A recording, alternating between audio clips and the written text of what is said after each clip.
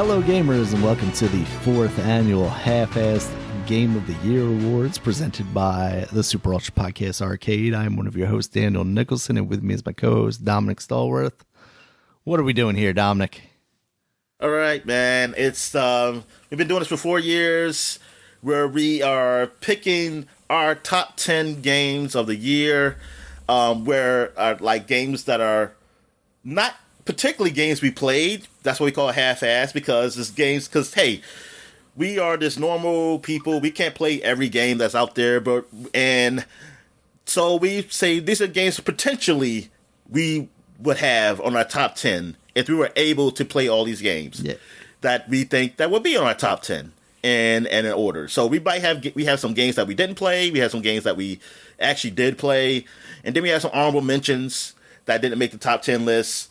It's just some fun thing we do because, hey, and honestly, like if we try to do like a real game, top 10 games of the year, we wouldn't have enough games to do, because some of us didn't even play 10 games, or I might have played 10 games, but a lot of them didn't even come out the year of 2023. So, yeah, so that's how we're doing it. So we're going to start off with Dan with his number 10. We're going to start from number 10 going up to number 1. And then we're going to have our honorable mentions, say our honorable mentions afterwards. So take it away, man. All right. So my number 10 is the Resident Evil 4 remake. It is a game that after release, I got a little more excited about, because initially upon announcement of this, I was honestly a little disappointed in Capcom for going this route. There are other Resident Evil games that I felt like needed this treatment a lot more. Resident Evil 0, Code Veronica. Code Veronica I'm not as familiar with. Resident Evil 0 I was very excited for back in the day for GameCube. So I would have liked to see those games that didn't have modern controls really seen this treatment. And instead they went for Resident Evil 4, which is still hailed as like one of the greatest action games ever made, and a game that I played not that long ago on the Switch, and it felt like it held up. But following its release, watching some of the videos of it, playing the demo of it, looking at reviews, it's a game that I have to give them credit for. And being based on that amazing game, I think I would have quite a good time with it. I've played a very little bit of this. I did end up picking it up right at the end of last year, but I haven't invested a lot of time into it yet. It does have to compete with the fact that I not quite on the same level as you, where like you actively don't play these games, but I do get like a level of anxiety playing these games where I'm like, I don't know if I'm enjoying this that much. So it does have to compete with that. So that's part of why I haven't necessarily put a lot of time into it yet. But yeah, I think it's a game that, had I given it a significant amount of time, would have ranked on my top 10. Yeah, I have that in my honorable mentions because of my anxiety with horror games. And but I just know that if I didn't have that anxiety, I would play it, and I know I would most likely enjoy it. Like that's really where I'm at with these horror, some of these horror games. And Resident Evil, the newer Resident Evils being that. And like, I know they're good games. They look great. I mean, I also like the puzzle stuff. Just the jump scares always seem to get me. And I was like, I just don't hate going through that.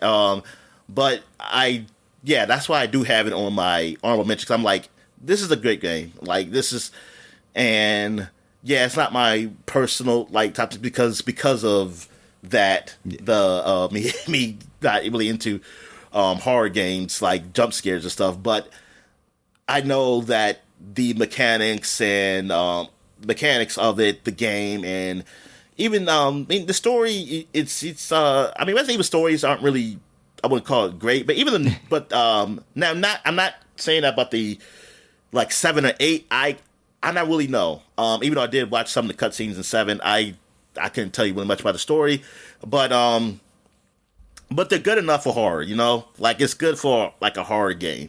And because basically when I think of horror, when I think of especially movies, I always think about I don't think about really great stories, honestly. I always think about Freddy Krueger and Jason. So, and some of those zombie movies. So there's like, hey, the fun is really just in being scared, the people trying to survive.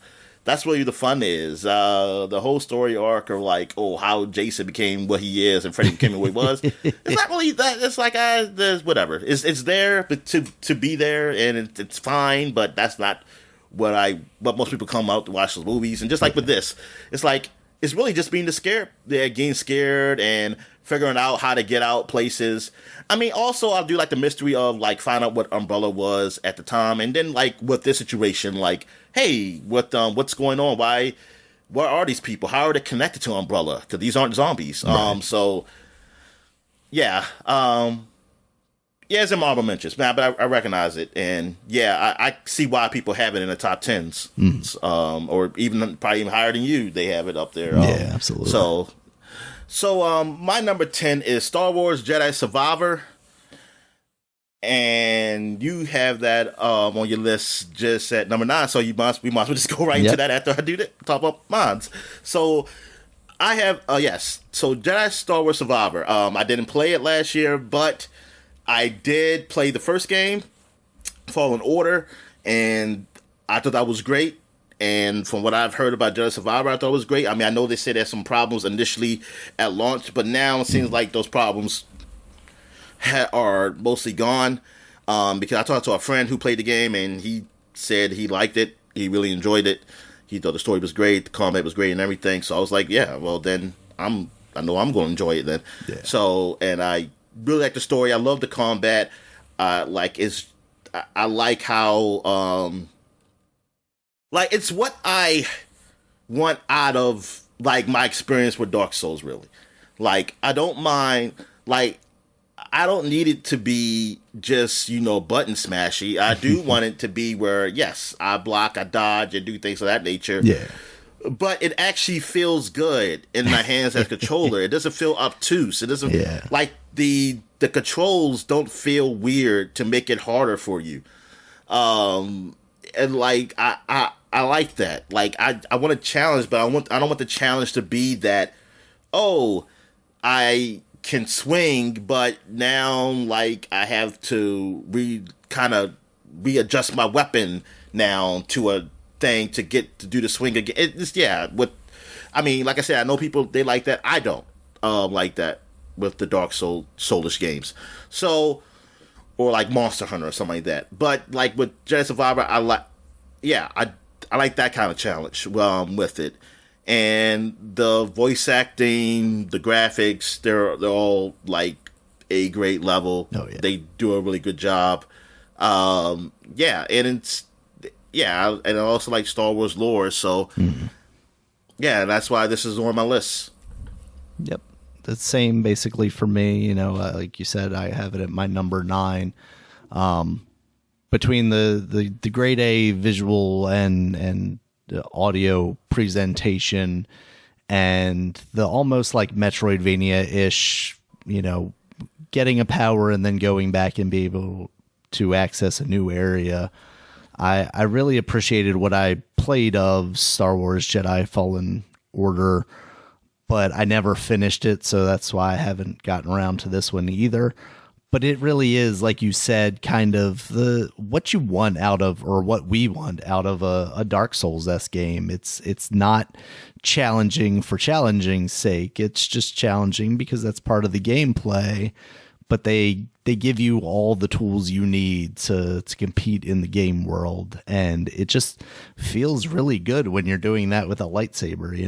If only they let you just like actually start dismembering stormtroopers and stuff, that would just add it and take it up to the next level. Yeah, they don't want to go that hardcore route. Man. Yeah. Disney said no, you can't do that with this one. Yeah, this is. All right, it's like I don't know if they said that. Honestly, I have no idea. I don't know, because like back in the old days with the like Jedi Academy games and stuff, you could do that with a console command. So I wonder if it's one of those things that like they don't want you to just be able to do off the bat, but if it's in there, they're not going to be mad about it kind of things, but it has to be behind like a gate. And maybe they say like, cause he's a Jedi, that's true. Yeah. Maybe if you are, cause at least with, what's his name from the game you like, Force Unleashed? Yeah, Gallon. At least him, he was kind of in between. He was he started off as like a Sith, but he turned Jedi. But he wasn't like really. Well, I don't know if he was kind of in between because he's not like a straight Jedi. Like he really follows the teachings and blah blah blah or anything like that. So maybe if there was a game where you were like Sithish or you were just like kind of like, hey man, I don't really follow the order.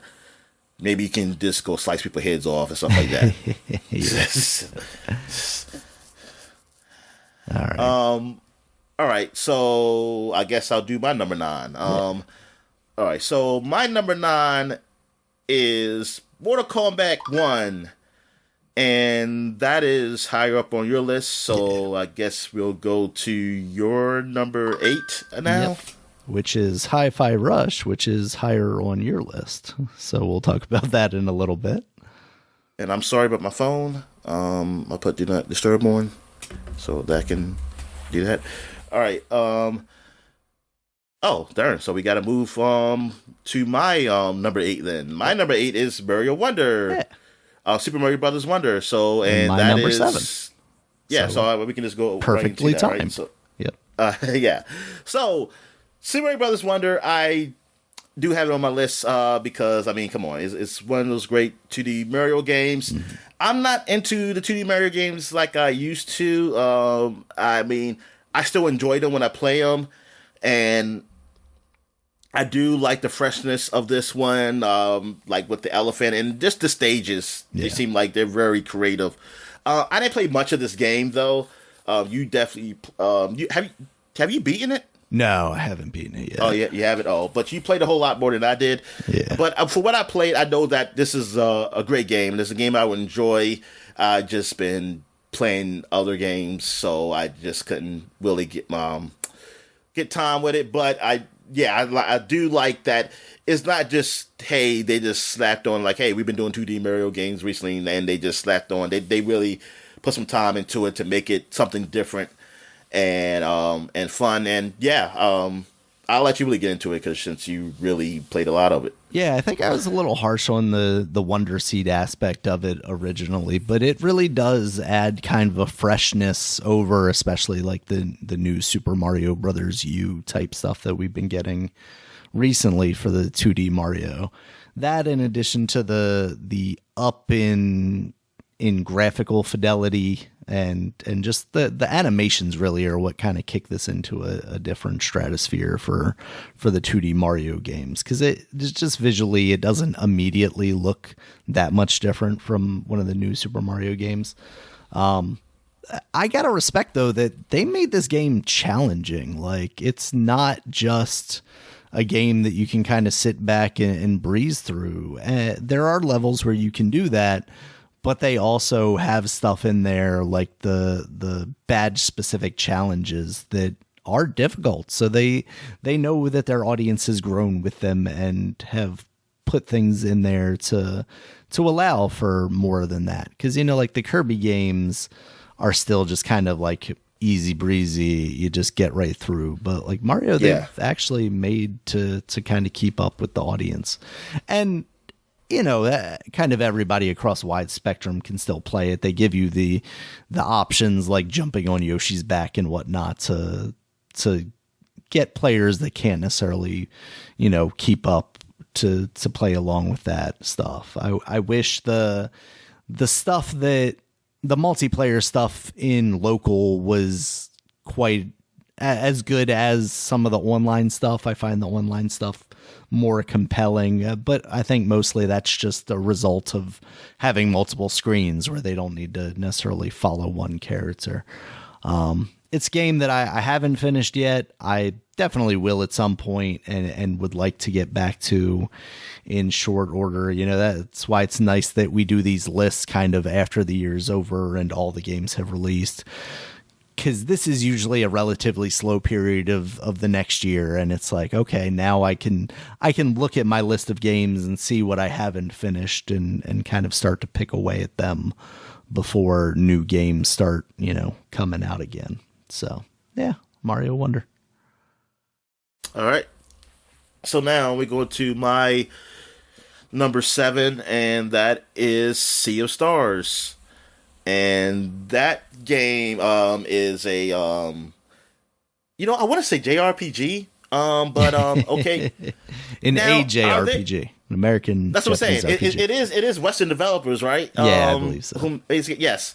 So Western developer JRPG. It's really inspired. I mean, to me, it feels inspired by games like Chrono Trigger, of that nature. And it has that sort of it does have turn-based combat, but it's also the time combat. You're more familiar with like Mario RPG games, and so where you have to time and you get your hits like more critical if you time the hit when they attack. And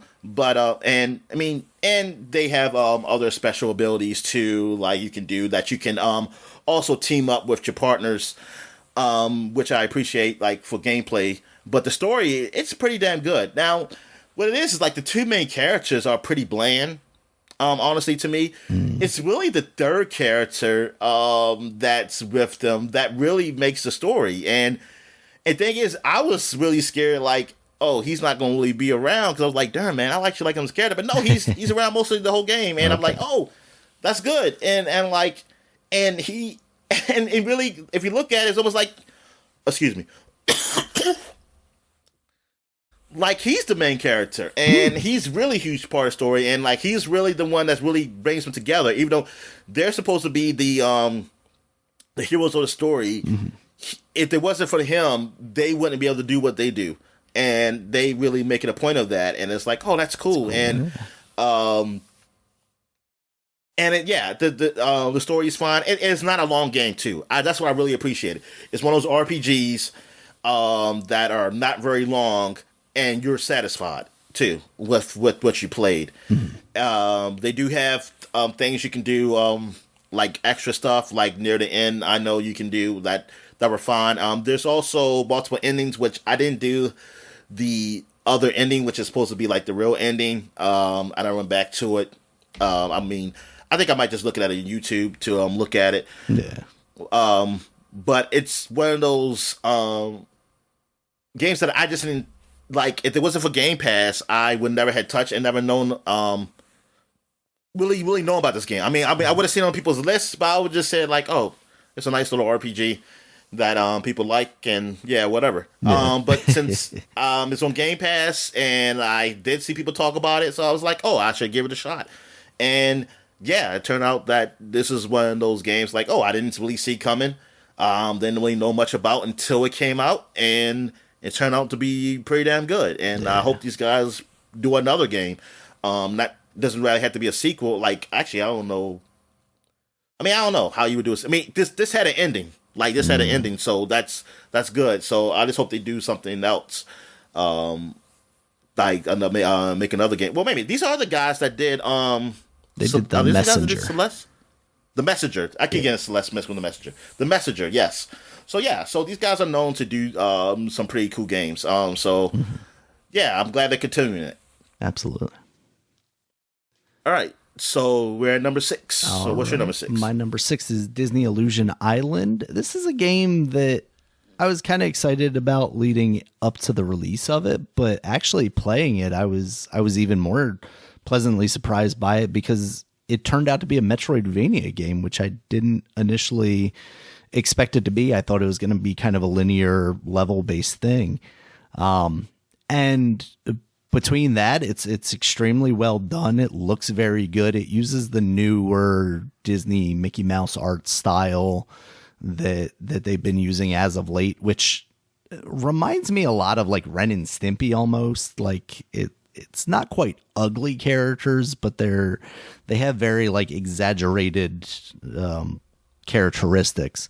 This game doesn't really get into the more like Ren and Stimpy up close gross things that they do sometimes do in the newer cartoons, which I'm absolutely happy about, because that's the stuff I always hated about Ren and Stimpy. It's like, here, look at this hair follicle under a microscope, and it's like, no thank you, I don't want to do that. And look at this earwax. Yeah. But the platforming in this game is tight. They do a good job with the progression. You know, you get your kind of simple stuff of a double jump and eventually a grappling hook and things of that nature. It's not a game that I have finished yet, but I'm getting there. It has a lot of accessibility options if you're playing with someone who's not as well versed in games. As the like main single first player, you can basically kind of drag them along. If they get off screen too far, they'll turn into an envelope and just get blooped right up to you. You can also set it just in the main menu. Whether you pick any of the 4 characters, they can have invincibility, basically. So better than Mario in that respect, because you had to play as like Nabbit or Yoshi for that. Here, they just let you turn on invincibility with anybody. And yeah, just from a quality standpoint, like this is the first like Disney game I've seen in a while that is just on this echelon that I haven't seen come from them in a while. I'm kind of shocked that it's a Switch exclusive game right now. I don't know if they have plans to bring it elsewhere, but the fact that it didn't also at least like launch with a PC version, I'm a little surprised by. Yeah, I'm surprised too, man. Yeah, so I feel like this has to appear other places, but if you have a Switch and you're looking for a really good Metroidvania game, I can't recommend this game highly enough. So that's my number 6. Yeah, see, you tell me it's Metroidvania, man. It's got me interested in it. I really was just thinking it was just a kooky Disney game that was kind of like a Mario, but it wasn't as good. Yeah, and it's got a large world to explore, and they do have shortcuts where you can ship yourself to other places, so it's not a lot of backtracking necessarily, and they do a good job of holding your hand a little more than a Metroid game itself, where it's like, hey, you're supposed to go up in this area and find the 4 things that you need to unlock the keys or whatever. So it's good stuff. So my number 6 is Humanity. Is that puzzle game that's really shown off really with the PlayStation, but it's also on PC. It's a puzzle game where you are a dog or something, and you are supposed to be guiding these people to heaven, I guess. And actually, I have no idea where you got them at, but you just got to guide them and don't make them fall off. Pull them out of purgatory, like Dominic. That's what it seems like. Yeah. But it's a nice, cool puzzle game. I really like it. I know it's in VR also, but I played it on the PS5 and the PC. I played some, not a lot of it, but it is a puzzle game that I really enjoy, almost like Lemons kind of thing. That's which I used to play Lemons when I was really, really young, and I used to really like it because I used to like watching them die, and and I kind of like watching these people just fall off. Oh man! so, but no, it's very creative. I really like it. How you have to make a path for them and show them where to go to get to the spot where they can just seem like they raise up into the afterlife or whatever they're supposed to be going. But yeah, actually, I mean, it's because there's just so many games that I just can't put time into it, but it really seems pretty cool. Like, I'm really curious what it looks like in VR, like you doing that and positioning them. Because I never looked at to see what you see in VR. Like, can you get down like to the level of the people and something like that? You can look into their souls. So yeah, they don't have eyes or anything because based on the art style they chose, but it's one of like the biggest. Yeah, I think it's like one of the biggest puzzle games for this year that came out. And I'm trying to think of like another puzzle game that I really like. I mean, that's not like The Witness or nothing like that. See, this is Yeah, I mean, I guess Talos Principle Talos Principle came up. There's also The Viewfinder that came out last year. Viewfinder came out. Yeah. It seems pretty cool. Yeah, I was like, that did seem pretty cool. But humanity kind of just it really spoke to me though. Mm. It spoke to me that because it's humanity. It's about humanity. Yeah, it's like, and I was saying how humanity. much you enjoy watching them suffer. Yeah, yeah, exactly. But yeah, so that is my number 6 game on the list. So, all right, so we're at number 5. So, What's your number 5? My number 5 is Alan Wake 2. It's a game that near the end of the year, I definitely felt compelled to get into because of the discussion around it. Other sites' Game of the Year awards were praising it so highly. And it was one that I felt like following my like of Alan Wake 1. I was like, all right, I got to get into this, and it's probably going to be on my list, so maybe I should actually play it. So it's not one of my half-assed games. But getting into it, I don't know if it was the high expectations or what, but initially I was kind of nonplussed by it. It wasn't like blowing me away. I think there's still a lot of room. I haven't beaten that game, a lot of room for it to kind of blow my mind. I know there's a lot of stuff in there that does some really interesting stuff. So I got to get back to it. I feel like if it is as good as everybody else is saying, from where I finally got with it before kind of putting it down for some other stuff, if it's continues that trend, basically, I feel like it rightfully deserves the spot near the top of my list, as we get into the top 5 here. So, yeah, it visually is incredible looking. The lighting is very nice, even on my computer that, is not pushing the ray tracing and all that stuff to the max like I've seen some videos of. I definitely, I mentioned it with the Resident Evil 4 stuff. I definitely get a bit of an anxiety from this game playing it with the horror aspects of it, because this one, it doesn't feel quite as jump scary, but it has a general sense of like unease throughout the entire aspect of it. So yeah, I think this is a game that once I finally beat it, I'll have a lot of praise for it and will be near the top of my list. So okay, so Alan Wake 2, is on my honorable mentions, man.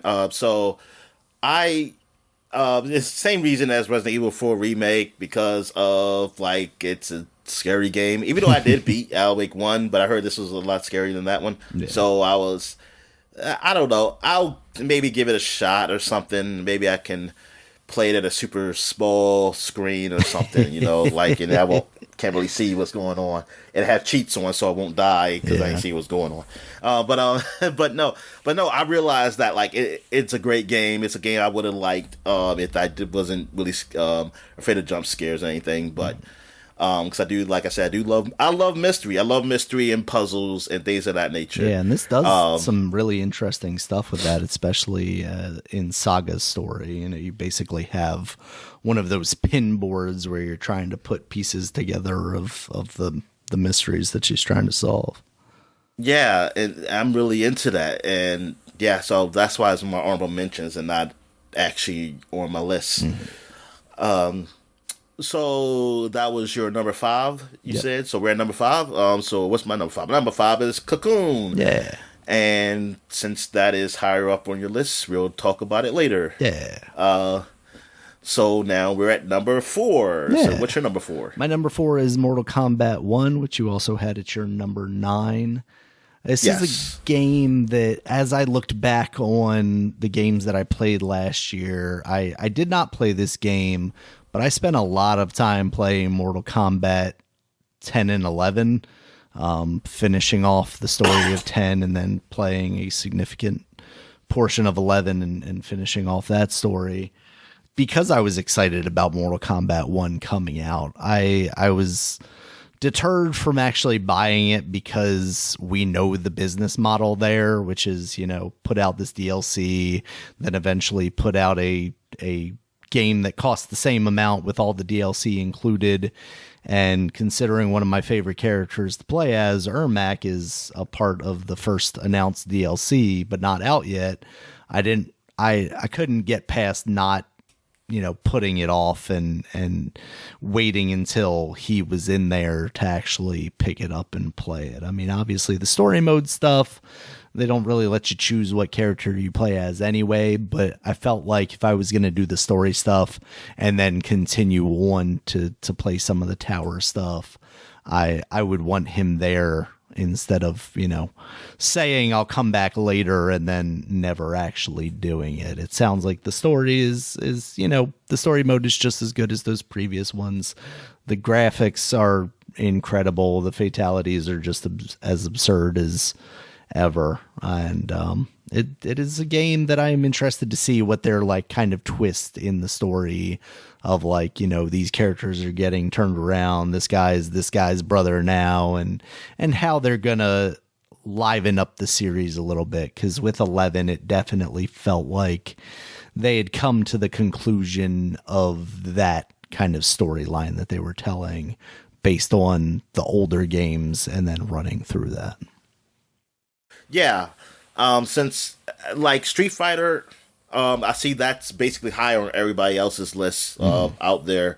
That's like basically the pinnacle of fighting games. But I've always liked Mortal Kombat better than Street Fighter. Like that's just been a thing. I mean, as a kid, it really was because of the blood. But yeah. As I got older, it's just that there's story mode. Like because fighting games. I mean, I do enjoy fighting games, but I'm not hardcore into them. Like I don't really care about playing competitive. I do like the doing towers and that nature, like that fun stuff. And since Mortal Kombat story was just so much, it's just so much better than everybody else's. Because I mean, first of all, let's just say it out. It's westernized, and so it's something I can easily really get into, being as though I'm born in this part of the world. But also like Street Fighter and even like Tekken or in any of the Japanese fighting games, they're more anime.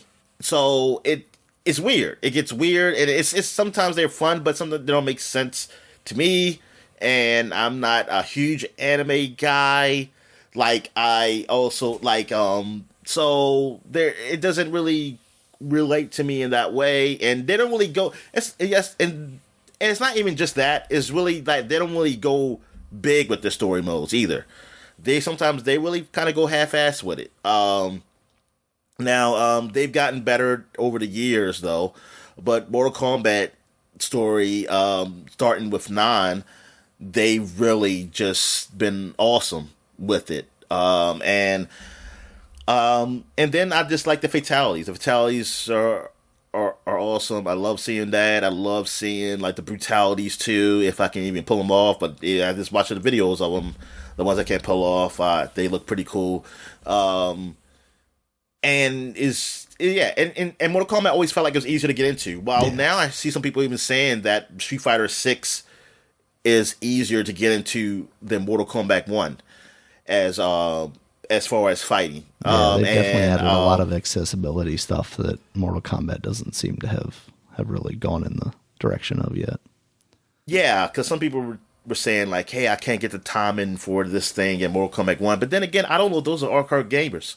Like hardcore fighters too. Yeah. Because I'm thinking like, I probably still like Mortal Kombat 1 better still. As far as accessibility than Street Fighter. Even though Street Fighter, even starting from last 5, when I played that, I was pulling some moves off. And I remember when I was little, I couldn't put any moves off in a Street Fighter game at all. Like I always had a hard time pulling moves off in Street Fighter games. I do favor that game. It definitely wasn't as high. I wouldn't have it had high as it on your list. Even though I technically I didn't play it, but I don't know. Maybe it could have changed. But I just felt like it would have been on my list. And since I didn't play, I think that's why I have it a little lower at 9. Also, compared to these other games. I got you. All right. So, what number was that? 4. So I do my number 4. Yes, sir. And my number 4 is High Five Rush. Yeah. So that was your number 8. Mm-hmm. Yes.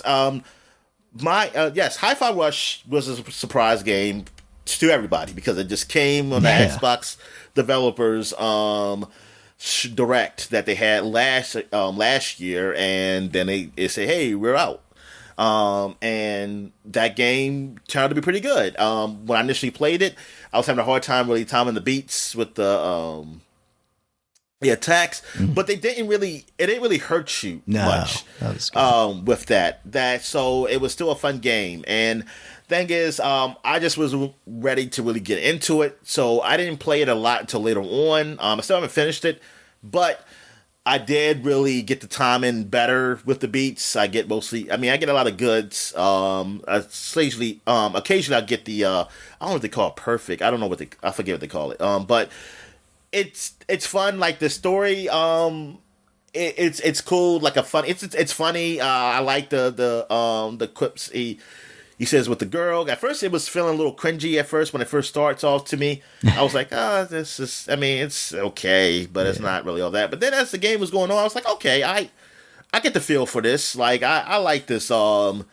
dialogue they have in this, and I like, with the villains and what they're talking, and it's pretty funny. And then I realized, like, yeah, this is like a fun, really bright world, action game, which I do like to see occasionally because a lot of action games are kind of have they're a little more dark or mature and that way. So I do like, since I'm not playing Ratchet and Clank or anything, like having a game like this and especially for Xbox, I'm like, yeah, this is good for their first party to have this, and this came out of nowhere, and it was turned out to be great. Great game, and yeah, I actually have fun with it. I love the mechanics. I love the special moves you can unlock and buy and everything. This game turned out to be pretty good, and it's it's beefy. It's not like, oh, this sucker's out there. It's really super short or something. I don't think it's super short because I feel like I would have beat it by now if it was super short. So I think it's a good length. And yeah, I feel because it's a lot of things I didn't unlock yet. And while I was playing through, and those stages, each stage, it's pretty long. Like they're not short stages that you go through. Because there was even some things like you get new that I was unlocking, saying, hey, there's a new mechanic that comes through, like where the girl can help you out. That she's your sidekick that can help you out there. Cool. The game it's awesome. I love the art style of it, and yeah, I hope it's not just one of its kind. I hope it's something else that comes out later on, that they stick with this, that it doesn't just die out or anything. But this was really this was a surprise. This was one of the surprise games. Yeah. So you can go ahead. It definitely seems like a game that would be real cool to at least have some like DLC with, because you could do it based on songs. This game made my list because of the creativity behind it. The fact that, this studio that had been doing completely different things brings out this cell shaded anime inspired kind of thing. 'Cause it's almost more Western looking, cartoony with this. It really is weird beat system. Yeah, I was really surprised how Western it is. But go ahead. I'm sorry. Yeah, but just like it's almost like they took like Crypt of the Necrodancer and made it into a 3D action game instead of like an isometric thing. So it really feels like kind of an evolution of that genre. It felt really good. It looks really good, of course. And like you said, what I appreciated is the fact that it wasn't necessarily punishing you for not staying on beat. In fact, hitting the attacks on beat made you more powerful, if anything. So even for someone like myself who sometimes struggles with that stuff, and they also give you accessibility stuff like a metronome at the top to kind of give you a more visual representation of when you should be hitting these buttons, I think they just pulled the whole package together to make a pretty incredible game that, like you said, just kind of fell out of the sky one day. They just, surprise dropped it on everybody. And I think I don't want to like relitigate it here, but like it almost feels like had they given that game a little more time to be shown off and advertised, like maybe that could have ended up being a bigger thing for them than if they just dropped it the way they had. Yeah, that's what I'm thinking too. But maybe going to third party will be it. Oh, what's going to happen? But yeah, exactly. I was thinking that too. Like, what if they did actually talked about the game beforehand? What would it be? It's a game that I hope if rumors turn out to be true, that it does come to the Switch, that it's a game that they make perform well on the Switch. It doesn't seem like a graphical powerhouse necessarily, even though it looks very good. So if maybe they tune the resolution down enough, I hope they can get that to just be smooth, because that's what that game needs as far as that goes. All right, so where are we at? Number 3? Yeah, top 3, Dominic. My number 3 is Spider-Man 2. This is a game that I came into after playing Miles Morales and finishing that off before the release of it.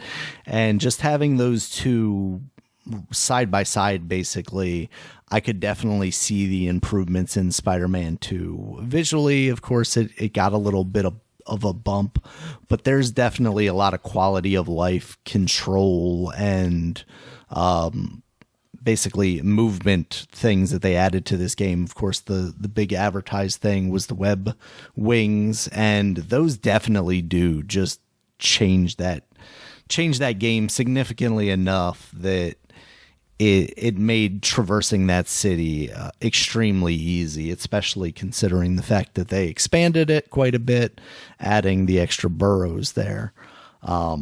Story-wise, I think it's up there with Spider-Man 1. I don't think it quite hits the peaks that Spider-Man 1 did.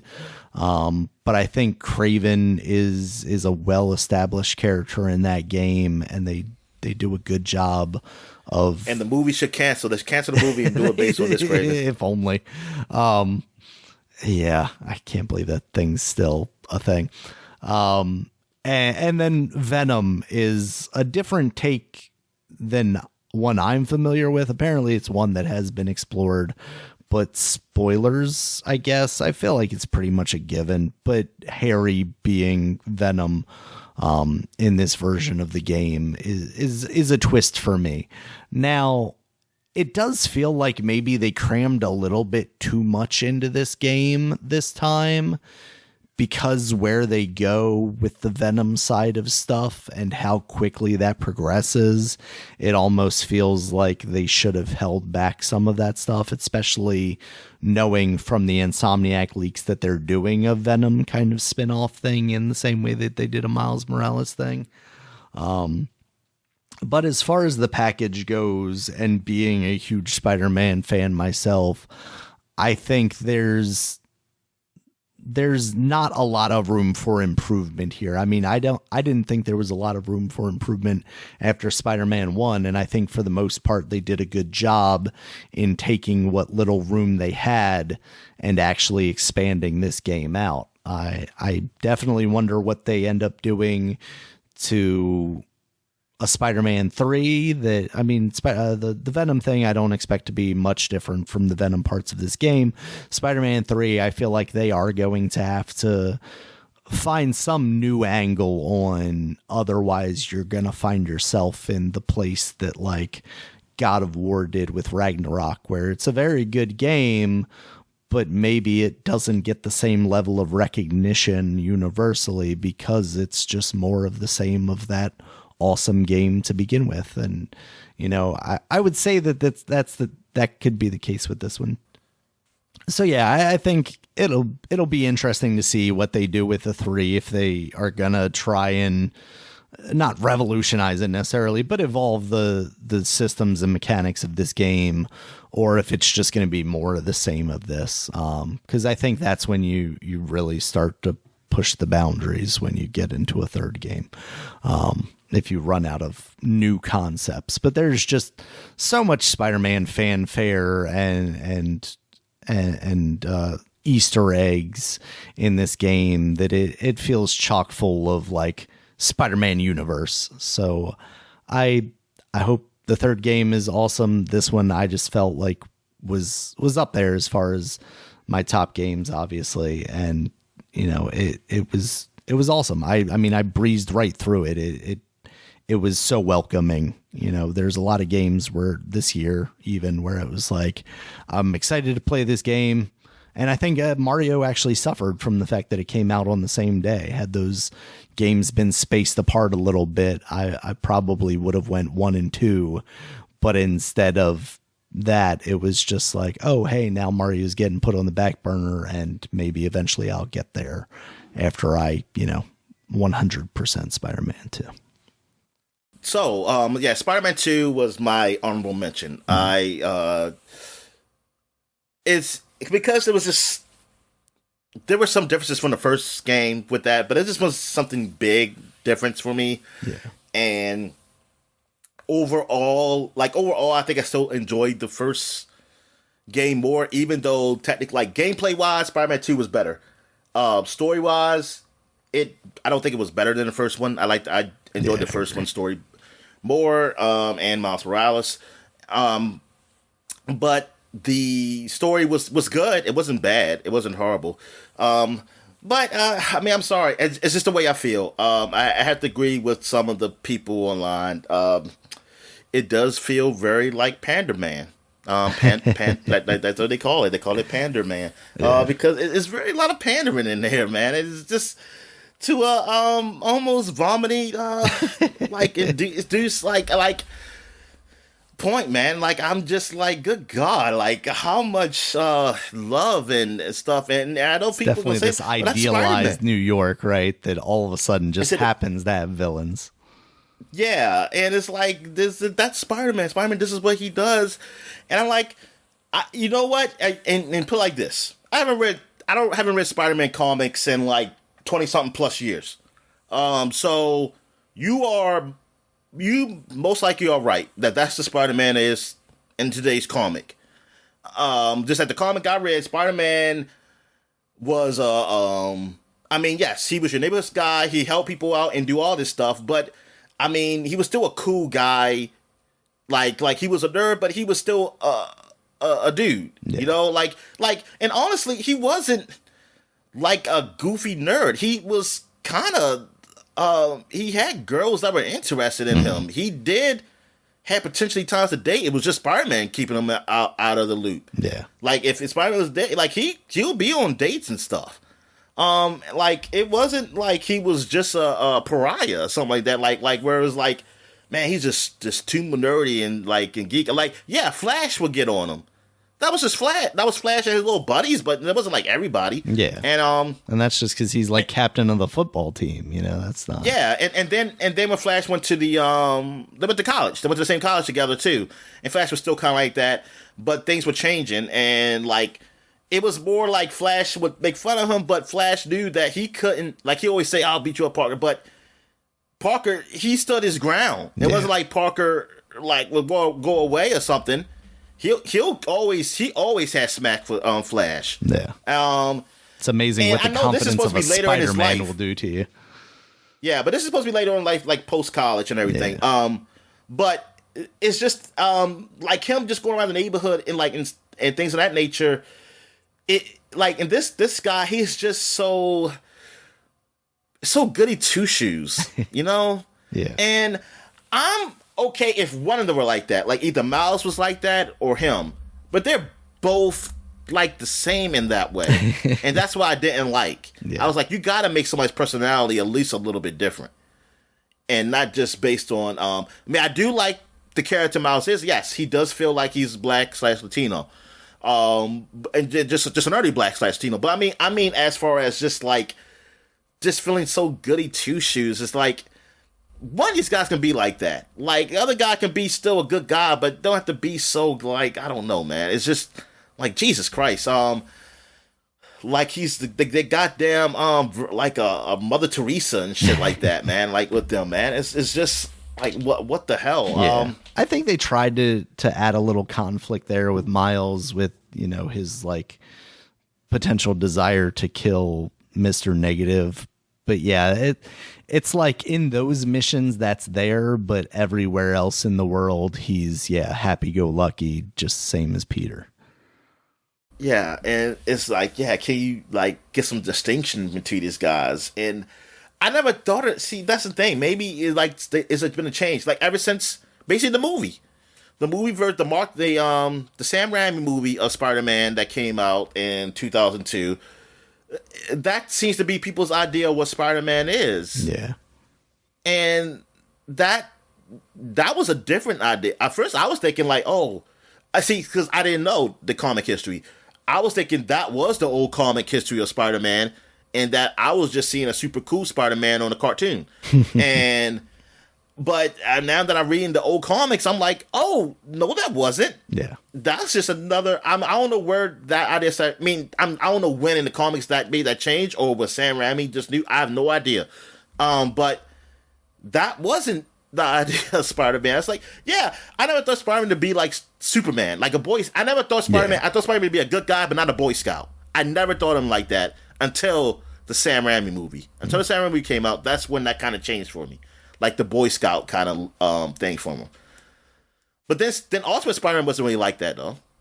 Yeah. Even when they redo, like that was more of a down to, but I just took it like that was a different, different version of Spider-Man anyway, because it was Ultimate. That's really like my problem really with the story stuff with the game. I mean, the mechanic stuff, like I said, the gameplay wise, it is fine. Like I am fine with the gameplay. They did improve upon what they did in the first game, even though it was like you said, it was much improvement on it. But there were some improvements made, and they're better. And that gliding definitely makes things a whole lot better. Like going through traversing the city and really changes things up, and it's cool.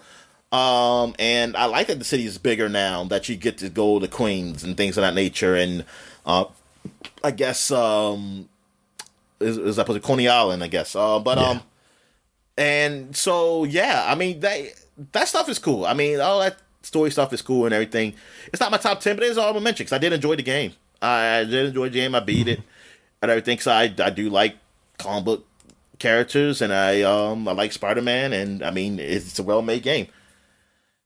So all right. So where we at here, Daniel? Because Your number 3. Still number 3. I gotta do my number 3. My number 3 is Starfield. Yeah. The other exclusive for the other platform. Yes,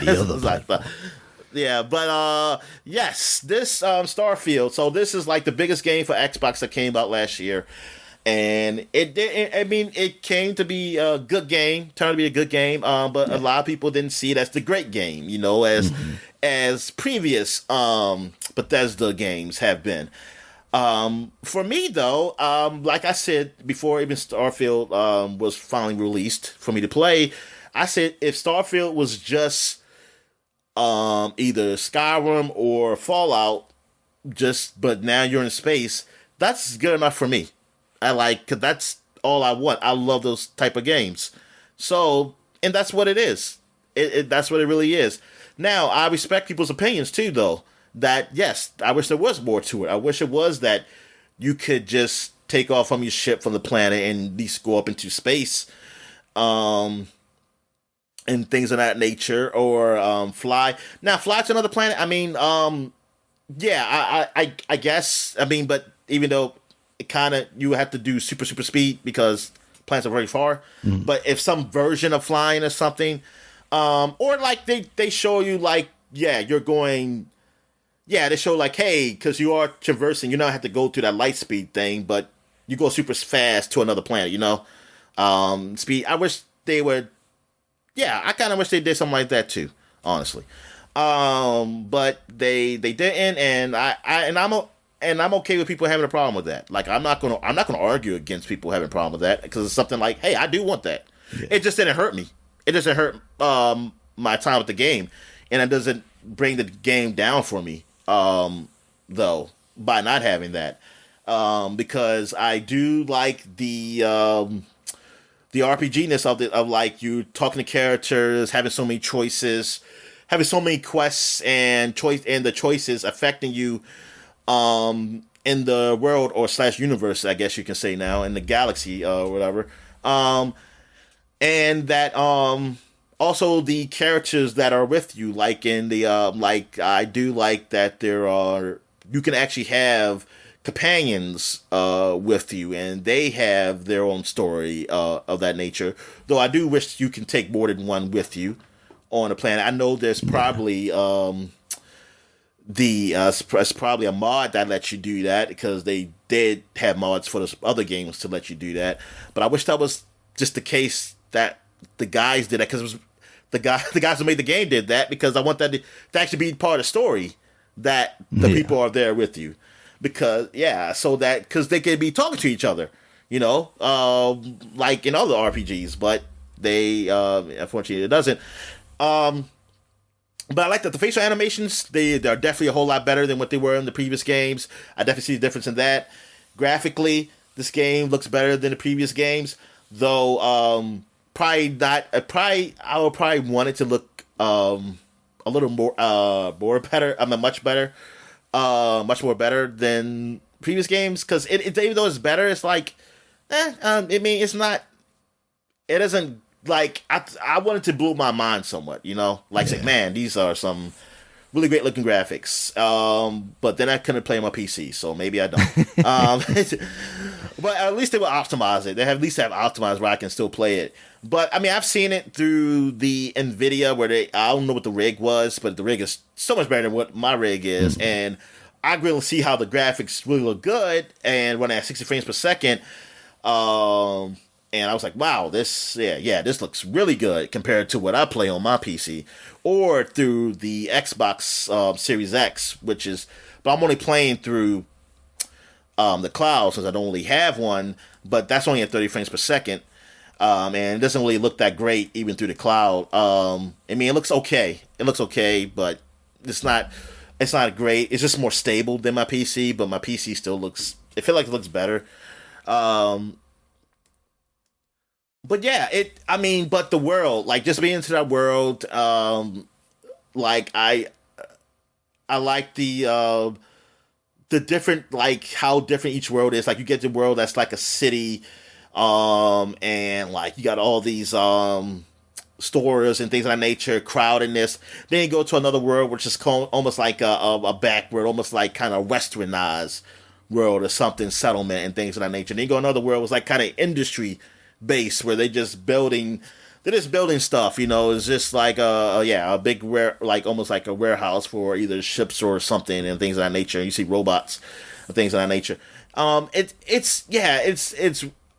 It's awesome in that, and I like the ship building. I like how like you can have different type of ships, and like inside your ship you can have like these different rooms and that nature and stuff, and then you have your crew in there doing things and that nature.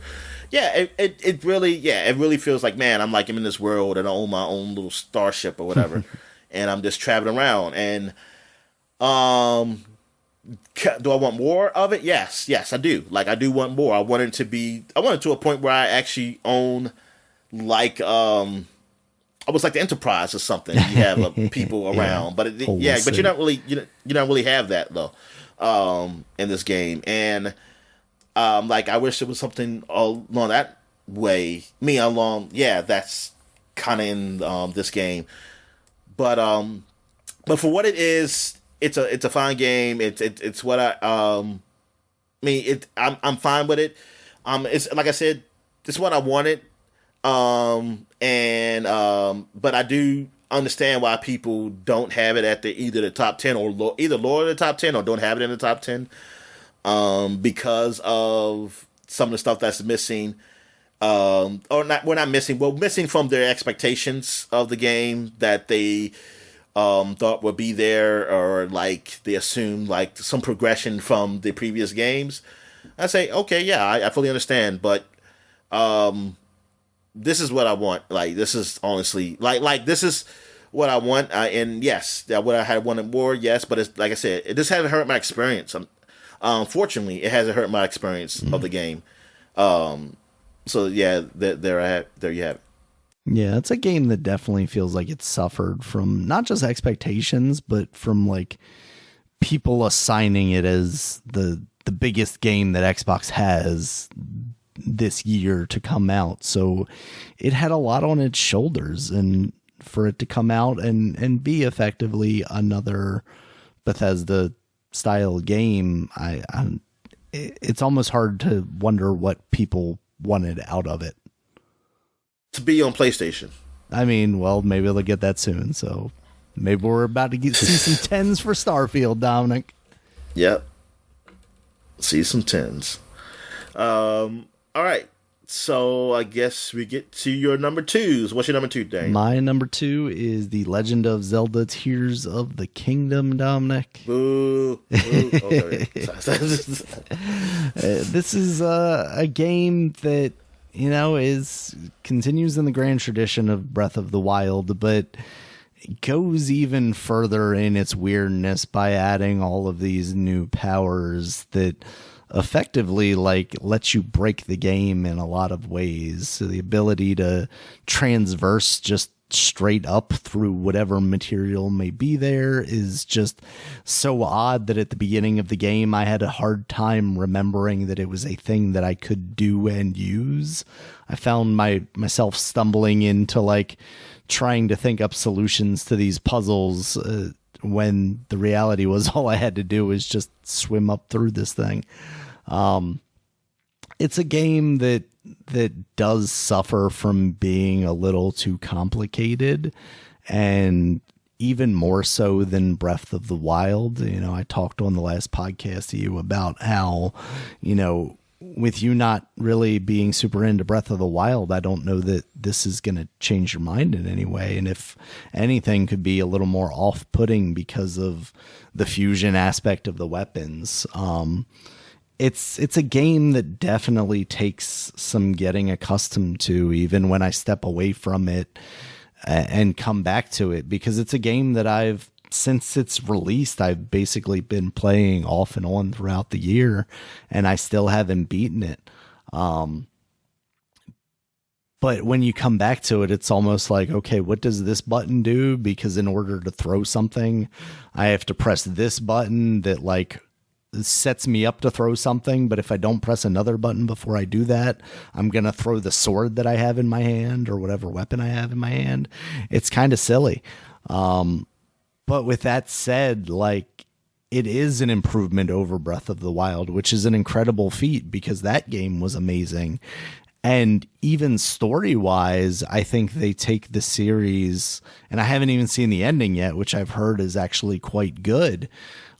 But what I have seen of the story of this, they take some kind of big jumps that I wouldn't necessarily expect from a Nintendo game or a Zelda game. And the way they could potentially play out, it could really... I don't know what it would do for the series necessarily, because, all these games are kind of connected if you trust Nintendo's Bible or whatever, but in reality, you're just kind of standalone experiences between, here and there, a couple of them. But for this game to actually have a substantial story in and of itself, I think would be a pretty amazing feat for a Zelda game. The only thing that I don't like is that they're lazy as far as the voice acting goes. And that's not to say that the people making the game are lazy, but Nintendo as a whole is lazy in not giving the budget that would allow for full voice acting, because there is occasional cutscenes here and there where they have these characters voice acted, and that stuff is very good. And it's like, why can't we just expand this out throughout the game?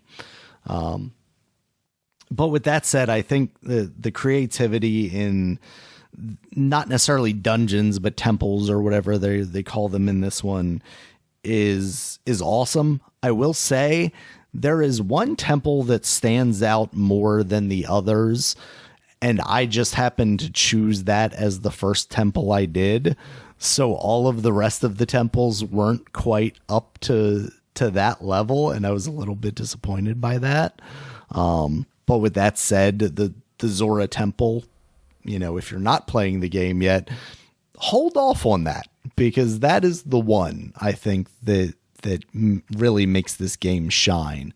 Nintendo taking the world from Breath of the Wild and expanding it both up and down with the depths and the stuff in the sky is an incredible way to reuse their resources and then still make all new worlds to explore with the similar mechanics that you had from Breath of the Wild.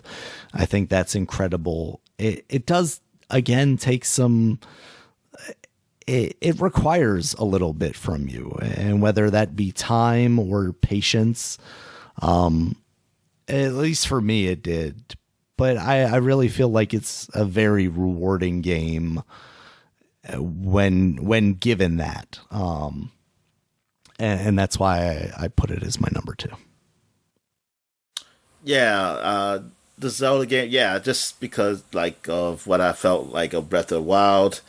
And with this game, it's just that I didn't see nothing really different from that one. So I was like, it's just not going to be the game for me until I'm able to play with some cheats. Yeah. And I can able to play on my PC. Illegally, I guess.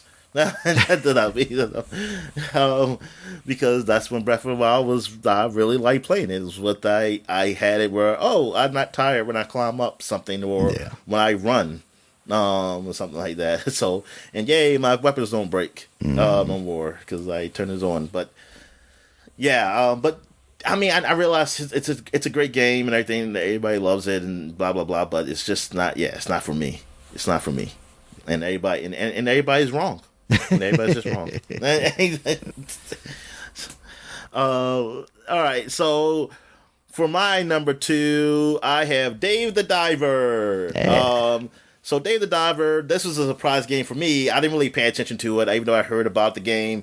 But then I started seeing it later in the year, some people's top game list, and then I actually pay attention to the actual trailer of the game because I don't think when they even showed on either, I don't know, was it a Nintendo Direct or whatever Direct it was on, I wasn't really paying attention to much of the game. I just look at it as it's just another pixelated, quirky game and whatever. So there's a whole bunch of these things. But now, so after hearing some reports, like people liking it, really near the Game of the Year stuff, I said, okay, let me get my hands on this game. And yeah, man, I actually do like it because it's a lot. It's multiple games in one. And then I like the also... the how funny it is because the quips and well, not just quips but the dialogue between the characters in the game are pretty darn funny. You got that chef who's hilarious, the black chef who makes sushi and things of that nature, and you got the guy who owns the boat and takes you out to do your diving, and then you're a big fat white dude or something like that who dives, and people do speak because I was thinking I never known a big fat white guy who does diving, and then somebody even says hey, I'm surprised you're a guy like your size dives. He's hey, he's he didn't like that. He does either. And but but it's cool. You go dive into the water and you get these different. You either kill fish and get some fish because you're gonna give it to the sushi restaurant. And then that's another game. You only have a certain amount of time to dive to get fish and everything. Then you take to the sushi restaurant, and then that's where you have to make the menu for the restaurant. And then the guy, so you get the menu ready. The guy, that's what the guy's going to cook. Then you have to serve the food to the people. Now you imagine a restaurant, and the restaurant is owned by the guy who has the boat. Also, he owns that. Later on, you hire employees. You have enough money to get employees because of the money you made either from the restaurant or items you sold that you just collected down under the in the sea.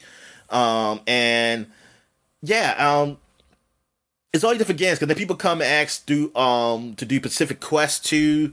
Hey, can you find this under the water and things of that nature? And then it's a story too, of a lost civilization that's down there. Oh, wow. And that That's was where he part finds of Godzilla. it. Yeah, there's DLC coming out for it. Um, yeah, there's a lot to this game, and it's fun. It's funny. And I enjoy like going around like killing the fish and things of that nature. Like, and you can upgrade like weapons and things of that nature to make it easier to kill the fish.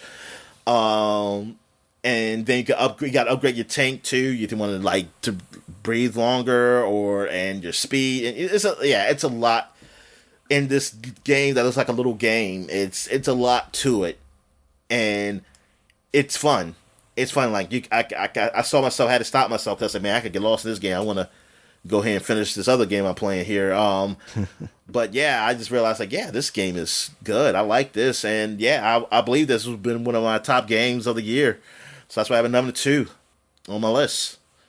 All right, so I guess we get into our number 1. So what's your number 1, Dan? So my number 1 is Cocoon. It is a game that's so simple. It's literally just the thumbstick and one button, and you use that to solve puzzles using this kind of like sphere that you pick up. There end up being multiple spheres, and you go down into those spheres. It's almost like Inception levels of like you go down into the sphere and then you can go down into the sphere, but that sphere is inside the sphere, and you do this and that. The story is simple. It's not even really something that I concern myself with, but the level of creativity with the puzzles is what shot this so far up my list.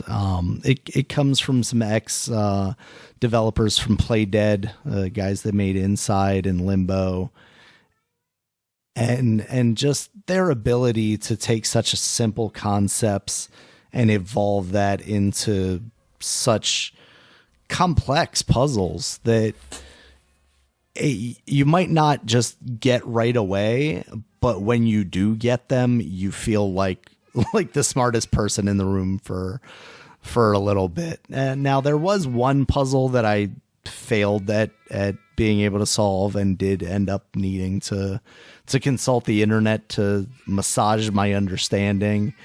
But that was the only one where I felt like not only did I fail a little bit, but they kind of failed in their messaging to show you the solution to this. So yeah, that's kind of why this game has gotten the position that it did for me. It's also a nice consolidated experience. It's not overly long. It did have a technical issue where I didn't have sound for a while, but I think they've fixed that since then, and I didn't lose any progress through it. So, yeah, that's my game number 1, Dominic. What's yours? Yeah, Cocoon. Well, no. Oh, yeah, well, I'm sorry. Was yeah, it was also 5. on your list. Yes.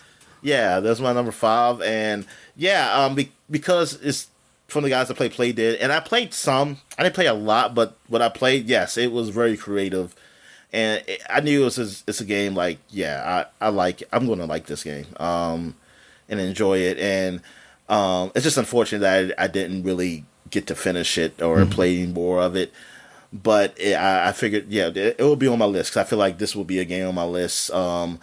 Just because of what these guys have done. I mean, I played Inside. I didn't play Limbo, but I did play Inside, and I really enjoyed Inside.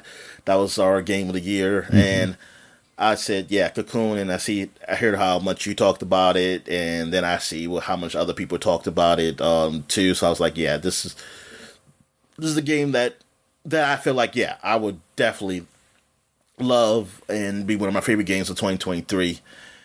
So I don't really have much to say on it just because I didn't play much on it. So, and plus this is your number 1, so you really got to really give it the respect it deserves. So there you go. So my number 1 is Baldur's Gate 3. That's my number 1 Nice. game of the year.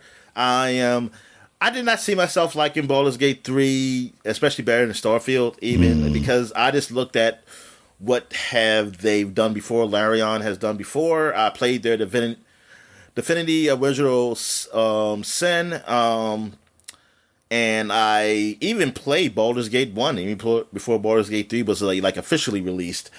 And I'm like, hey, there's games that I liked, but they're really hardcore RPGs that is just like I like them, but I don't really love them. It's like I do like the story stuff, but I do not want to read everything.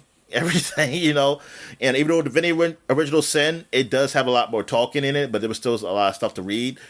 But also, that was one of their Kickstarter games too, so it's like understandable. Baldur's Gate, this is when they, I guess, for all the money they got from those games, Yeah. They really went ahead and made a big game. They went richer on us, and man, this game is great. I mean, it is spoken dialogue throughout. Really, I mean, just except for books you pick up, which that's where it is, and all those RPGs are like that. Yeah, this game is like you would think a AAA budget game. I mean, it was AAA. I think it is AAA budget, but a AAA game like by a big company. But no, this is not like from a huge company, but they've done an excellent job. Graphically, it looks gorgeous, and it even runs okay. Like even after the patch, it even runs even better now on my freaking potato of a PC.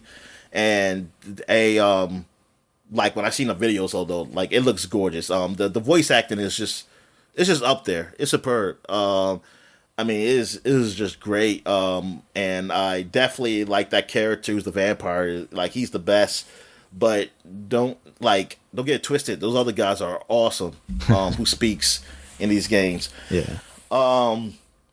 The amount of choice you have in this game is great, and I love the die aspect of like, hey, you might pick this choice to say something, but it might not work out for you. Like people are always going to agree with you unless you have like your certain stat up where you can have a better chance of them agreeing with this thing you're about to say. Also, of you choosing to be the main character of the other characters. Like you don't have to create a character; you could just be the characters that's already there. Like you choose to want to be the vampire guy. Oh, really? You could be him. Oh, cool.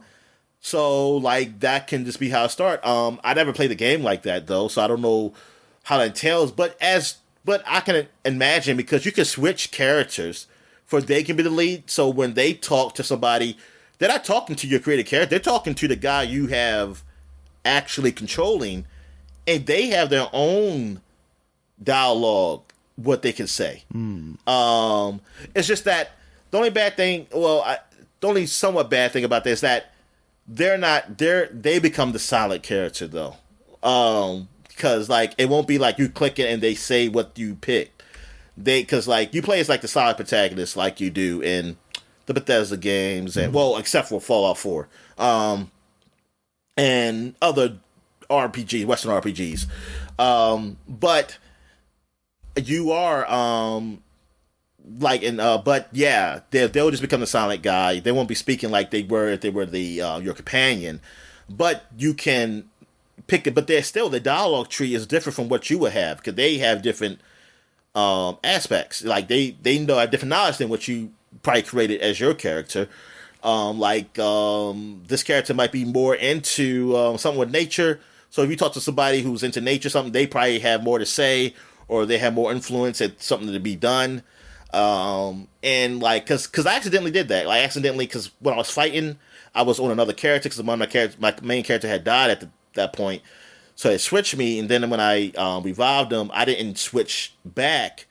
And I thought it was just going to be like, oh, I taught this person, it's just going to make me the, main guy. And then all of a sudden I was like, oh, this is different. And I was like, wow, it's just so much of this game. And like, I'm not gonna be able to do everything, but it's like, it makes me want to. It's like, damn, I want to play as this each character now and to see like what the difference will be with what, I can say to people. And the choices you make is like, man, they make a difference of what anything happens in the war, in the world you in. And like, there's no like straight line of like, just like a lot of RPGs, but like, I just like how it's just so open where it's that, like, cause my first playthrough, I didn't get a character, one of the, main characters, because I didn't go into a certain area where they were in. And I was wondering, it's like, hey, how come I don't have this, main character that Say, when do you get her? And then somebody said you get everybody really near the beginning. And I was like, oh, I didn't go in that part of the island or forest or wherever I was at. And I say, darn it. So I missed it. I mean, I started over again and did get her. But I went through a whole playthrough just without her. And like, you don't have to get all the characters. Hell, you can just go by yourself, I think, if you choose to. But it's, man, I mean, it's just great. Like, it really reminds me of like Mass Effect, that type of game. Mm-hmm. And it reminds me of the Bethesda games. I mean, not Bethesda. Some of the Bethesdas, but mostly like the BioWare. I remember more equated with the BioWare type of games because I mean, BioWare did do Neverwinter Nights and it did the Dragon Age and stuff like that. So like, what's left off? Oh yeah, like it's like a lot of meat on this meat in this game, man. Mm-hmm. And like it's just so much there.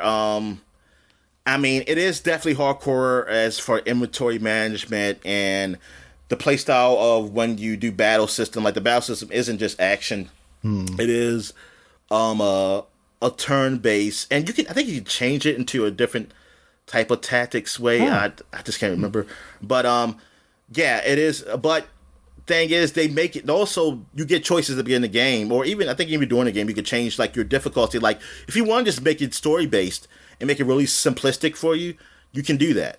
So you can make it so that it's not a super hardcore like RPG, Western RPG, Dungeons and Dragons and stuff like that kind of rules, and make it more story based for you.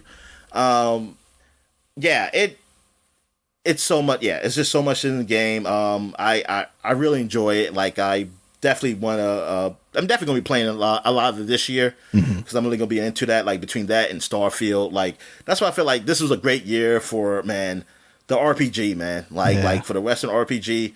Well, for RPGs in general, because if you count Final Fantasy 16 as an RPG, I don't know if that's the action game. I still have never played that game. I don't. That's why I'm into it. Yeah.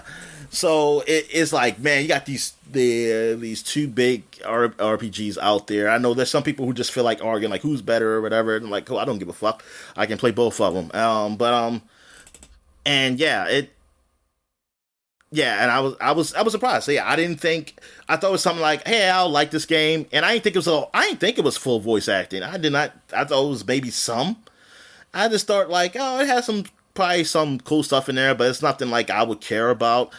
But yeah, man, this kind of blew me away, man. This kind of blew me away, like kind of like what The Witcher 2 did for me when I didn't really know much about that game, and then that blew me away. It's like, wow, this is awesome, and then Witcher 3 was even better. So I was like, I give it a Baldur's Gate. Like it for anybody who did give it a Game of the Year or at least top 2 or 3, whatever, on the lists out there, it is well deserved. It is well deserved. Definitely. All right, so I guess we can talk about that. That's our top 10. So I guess we could. What you want to talk about? Our honorable mentions right now? Yeah, we'll talk about our honorable mentions now, I think. Like any ones that we didn't even speak upon. So I guess you can go first. All right, first up I've got Metroid Prime Remastered. This was a game originally I had on my list pretty high up. Dominic reminded me that it's just a remaster, though. So I knocked it down there. It's well done. They do improve the controls, finally giving you the ability to use a dual joystick setup, basically, and and the graphical improvements are pretty impressive over the original GameCube version. That's right. It didn't have a dual stick setup because of that funky ass GameCube controller. Yep. All right, you want to go with yours while I figure out what she wants? All right. So one of my honorable mentions is actually Pizza Tower, and because you had mentioned this game just really recently, and I was like, oh, so let me go check this game out, and I played it very little, like real quickly, but yeah, it seemed like it was a really fun, like platforming game where you play as a pizza man, and you have these abilities. Like you can go like super fast, like that's what it seems like you do. Like you can kind of go through the stages really fast and kind kind of dodge the enemies, and like with these special abilities you got where you can do it like a super jump, and you can also, and it also seemed like it's really big on combos. So yeah, it seemed like it's really intent of you is to go through the stage, go super fast, do combos against the enemies and things of that nature, while dodging and not getting hit. And then when you get to the end of the stage, you gotta go back because there's a timer of like, hey, I actually don't know the story of that. Like, I don't know if the place is gonna blow up or what, but your pizza's gonna burn. You gotta get back to the kitchen. Yeah, you have to race back to the beginning of the stage, and then that's it. Yeah, so I did that. I played the tutorial, and then I did the first stage, and it seemed like it seemed a lot of fun. I was like, oh, this is actually pretty cool. And it's a small game, as in like I think it was only like megabits or something like that. How big the game is, But it's really well done, and I was like, wow, I never really paid attention to this game. I never paid attention to what this game was or anything, and I was like, wow. So I feel like I should put this on my honorable mention. Yeah, same. From what I've seen of it, it looks quite interesting. It's an ugly game. Like, it also kind of has that like Ren and Stimpy exaggerated characteristics vibe. Yes. Yeah. It does. But of course, it is a pixel art thing. And I've heard a lot of people compare it to like the Wario Land games, so I was interested to explore that. I can see that. Yeah. I mean, he definitely has a very like Wario vibe to him as far as aesthetically. But yeah, that game looks pretty cool. You got you want me to keep going? No. All right, we'll switch back and forth. My next one, I have Chia. It's a game that I played a very little bit of. Is part of like PlayStation Plus or the PlayStation's games catalog or whatever, and it just seems chill. Like, I've seen people compare it kind of to Wind Waker. It has very much that island vibe, but you play as this little girl who also seemingly can change into different animals and fly around or float around this little island. And from what I played, it is just kind of chill. I don't know that you're really doing much like actiony stuff, but there's a lot of adventure to it. You're finding things that people on the island need help with, and you're helping them out. And it seems like a nice wind down game. If I ever get to the point where I'm like, all right, I've maybe been playing too much of these intense games enough. I just want something to chill out. This would be the game that I think I would go to. All right, so one of my other honorable mentions is Trails of Reverie, which is the sequel to the Trails of Cold Steel series. It is like a reunion game of all the Trails games at that point, from Trails to the Sky, the Crossbell series Trails, because I forget what they call it in English. That Trails of Azure, I think. I don't forget. And Trails of Cold Steel, and like you got all those characters from those games all in this one game, and it was cool. It's not like a better game than probably any of those games, but it is a nice game to have. It is a nice game to play, and there is story elements that that is part of the lore. So it's canon. But it continues. It really is like a bridge for that and the Calibert series, which hasn't come to the U.S. yet, but it is out in Japan. And also the graphically, even though it kind of looks the same, looks like the animation, they did something. Because some of the cutscene animation looks better. It definitely looks a lot more less stiff. So I say so I'm thinking like, okay, this is like a progression of them getting better, like doing something more with the graphics now, like that, or at least the animation and stuff of that nature, like and some of the action scenes that happen, or some of the even the not summons. They don't do summons. They do these power ups, limit breaks, like as you wouldn't call them, like Creative Final Fantasy. They don't look as stiff as like it was before, because it's more like the graphically, like this game kind of looks between like a early PS2 days, you know. Better than PlayStation, but probably like PS2 if they was like anti-aliasing and something like that. They cleaned it up, like HD'd it up, something like that. They HD'd up a PlayStation 2 game and made it a little better. So like it does look like they are doing something with that engine they have. But yeah, that's why it's on my list. Because I talked a lot about this game when the podcast that we just did before we did this game of the year podcast. So, but yeah, it's definitely like if you're a fan of the Trails games, it's definitely worth it. Like because I feel like you can't just jump into this. Like you can't just jump into this without playing those other games. It's just I don't feel like you will. Well, from the story aspect, you won't really enjoy it. Go ahead, gatekeep me, Dominic. Tell me that I won't enjoy it as much as you will. Some people jump into games late and they still join there and be like, "Oh, I want to see why this happened," and they're okay with doing that. Yeah. It's just that this really feels like I just feel like, especially this game, like if you want to jump into the Trails game, at least jump in Cold Steel. Like get Cold Steel 1, start with that. To really, because I feel like the Cold Steel series, like even if you don't play those other games, they will tell you about those other games or what's going on, and you learn from that. It's just a nicer experience if you played everything. But I know people can't. But I think the Cold Steel series is where you start out, so you start with, or wait for the Caliber one. I think maybe you can start from there, and they'll just tell you what happened over there with the Cold Steel. All right, so you have another honorable mention? I got another one here. Atomic Heart. This is a game that, like, before it released, it gave me very strong BioShock vibes. You know, it takes that Russian kind of cold aesthetic and what is it, like alternative timeline type thing to a certain level.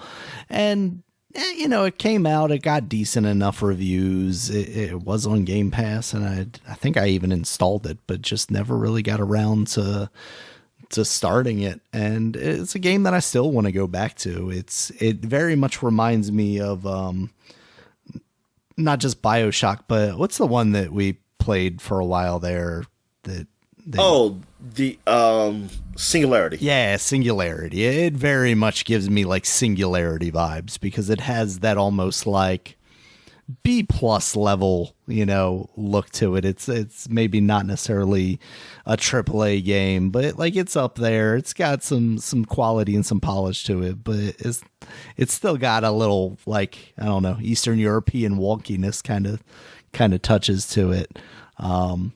So yeah, it's one that I want to get around to giving a chance to, especially because I feel like any minute now it's probably going to get announced that it's coming off of Game Pass. But it does look neat. You know, it's got some uniqueness to it, I'll say. Yeah, I didn't have it on the list. I think it got bumped by maybe Piece of Tower, man. Really. Because I had Atomic Heart like on all the games I played, and I was thinking about that game. I was like, man, I did like what I played. It wasn't definitely as good as BioShock, but I did enjoy it. But I think you know what? It probably would have been on our mention a Piece of Tower if you didn't say nothing about Piece of Tower. Daniel. You should have said Piece of Tower, and then it would have been there. It's all Pizza Tower's fault. Yeah. I think it would have been on my list. I should knock it off for Spider-Man 2. I should knock it off for Spider-Man 2. No, okay. So another game I have up here, before I get to games, because the rest of the games I have on honorable mentions are games we mentioned on your list. So we talked about them. This is really the last game up here for honorable mentions for me, is Hogwarts Legacy.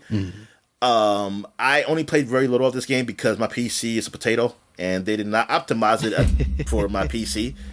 Because I know better games that should take up more horsepower or something like that. I say horsepower, but that's to tell you how computer illiterate I am. But I play more games that take that's more powerful. That I feel like, come on, Hogwarts Legacy, I should be able to play this on my PC. But yeah, this is not optimized for by low PC, so that's why I had to stop. Yeah, But from what I played, I did enjoy, and from what I've seen of the game, I feel like it's a game that I would really like. I think it's one of those nice adventure games. I think it's the best Harry Potter game out there. I can just say that. I mean, even though it don't have Quidditch, which I'm they okay gotta with, save because something for the Quidditch. next game. But I feel like I'm okay with not having Quidditch because I feel like Quidditch is stupid. I mean, I feel like it's not. Unless you change the rules, I think it's just too many the rules. Like, oh, if you catch this one thing, you automatically win. Yeah. I was like, come on, man. And because it makes everything else pointless. Then it's like It really I does. busted my ass to get that ball in that damn little hole, and because of that dude just caught that freaking Getting bludgered by these guys. Yeah, what's it called? The golden sinker. Seeker. In the seeker, Stitch, in the seekers are the guys that go after it. It's a player. It's player. Yeah. Yeah.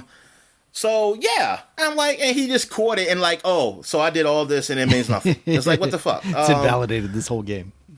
Yeah. So that's the only like reason. But other than that, but I like that disco school aspect of it. I do see that some people said that it didn't feel like a huge difference from being in each house. I think was probably like, that sucks, because I wanted to be like, hey, this is what I did in this house, and like that's wow, that's totally different. I wanted that different experiences. But other than that, like the event, like just being Hogwarts, and the voice acting, music. I mean, it's all high quality. Yeah. And like it graphically, it looks great. I think this was like this is the pinnacle Hogwarts / Harry Potter game out there. I mean, out there, and that everybody would want to play who is into that universe. Yeah. And like when I played, I just felt like, yeah, man, this game definitely would be awesome. Because I was really thinking about what should I put in my top 10. I only because I didn't play too much of it. I didn't. And I chose it. I chose Jedi Survivor over that because I played Jedi, the first one, the Fallen Order. So I really know what that game. I'm getting that game, and I figured like, yeah, that I definitely will know. I feel like that's a bigger game. But yeah. Hogwarts Legacy. Yeah. I mean, I might as well just go through real quick. The other 3 games I have honorable mentions was Spider-Man 2, Resident Evil 4 Remake, and Alan Wake. Those are my other ones, and we talked about them already. Yeah. Yeah. Then the last one I have on my list is Venba. It's a game that I played last year, and it's a small experience. It's basically the story of an Indian immigrant family coming into Canada, and you start out, there's a young son in the home, and the mother's trying to basically pass on traditions through cooking. And then eventually you see the son get older, and some things happen with the family. And between the story that they're telling, which isn't like sweet because there are things that are sad that happen, but between that very, I don't know how to describe it, sad but well told story, and the food preparation kind of puzzle solving aspect of it, I thought it was really well done. I would have actually liked to see them have a lot more of those puzzle solving food aspects to it, because that was the actual gameplay to it. Everything else was kind of almost visual novel-esque, that they're telling the story and they're setting up why you're cooking these foods. But the actual gameplay was the creation of the food, and I thought that was so well done that I would have really liked to see a lot more of it. They do some smart things like, oh, I'm looking at my mother's cookbook, but this part of the page is torn, so I'm trying to use my memory of what I used to do with her as a kid to figure out what item is next or what portion of this ingredient I should be using. And I thought that was really well done. It's also a very good looking game. It has a very distinct art style to it.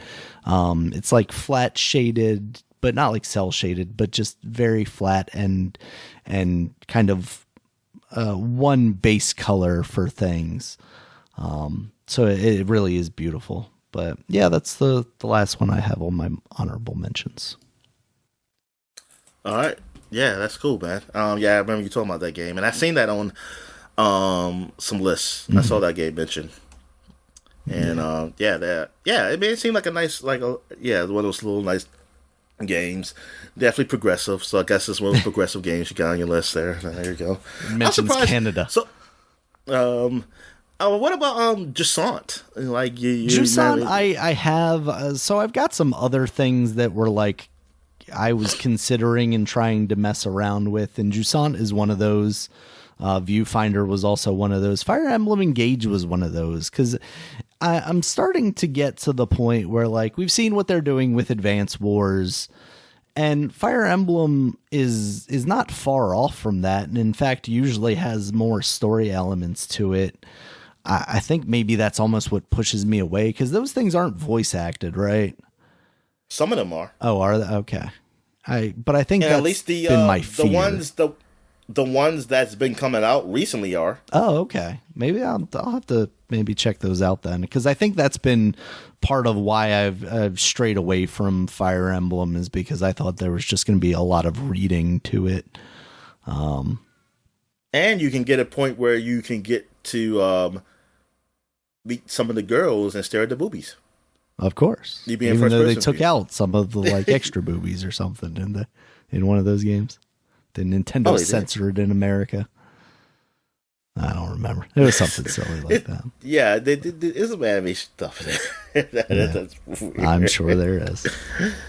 Oh, man. But yeah, so I had like an expanded list of stuff that I didn't want to get into. You know, now we're talking about like 20 games instead of 10. So yeah. All right. So that is. Do we want to say like our podcast top 10? Is that? Yeah. So based on metrics, Dominic, basically I assigned 10 points to each of our number one games. Experts on this. We got analytic experts on this. We gave it to them. And then went down from there, 10 through 1, and then see who got the most points. What is AEW? We got Amazon. We got rankings. That's an AEW. I'll say it Amazon, AWS. Oh, yeah. AWS. Yes, we ran it through the cloud to get the data. Azure services. Yep. Power Query or whatever. All right, Dominic. So for the podcast top 10, based on metrics, we got number 1, Cocoon. Number 2, we have a tie there with Baldur's Gate 3 and Hi-Fi Rush. At 4, tied, we have a 3-way tie there with Dave the Diver, Mortal Kombat 1, and Legend of Zelda Tears of the Kingdom. Number 7, we've got a... Sorry. Oh, keep going. Okay. No, keep going. Number 7, we have a tie, Super Mario Brothers Wonder and Spider-Man 2. Number 9, we have Super Mario Brothers 1. Wait a second. Uh-oh. I fucked something up, Dominic. I got Mario on here twice. We got to rerun the metrics. In 7th place, it was Starfield and Spider-Man. So that was Starfield and Spider-Man at number 7, tied for number 7. Oh, okay. And then number 9 was Super Mario Brothers Wonder, and then 10 was Alan Wake 2. So what do you think, Dominic? How do you feel as an overall podcast list? Is that relatively respectful? Yeah, that is. Except for the Zelda and Spider-Man 2, I think that's a pretty damn good list. I think they ended up low enough that you should be happy, though. Daniel, I will never be happy. I'd never be satisfied. As long as I don't dislike. I was just like, no, that's a good list. That's a good list. Yeah, and I think it is pretty well representative of both of our lists. So. Man, if only Suicide Squad would have just came out last year. It could have been number 1. All right, Dominic, did you have anything else that you wanted to cover in this one? Nah, I think I'm good, man. All right, thank you guys as always for listening. You check us out on Twitter. Dominic is at DStallworth5. I'm at RegulusMB. The podcast is at Superpod. SUPAPOD. Superpod.com is the website. You can check out all of our regular podcasts there, as well as links to all the places you can find us, including YouTube, where there's a video version of this podcast, and audio format places like iTunes, Stitcher, Google Podcasts, Spotify, any of those places.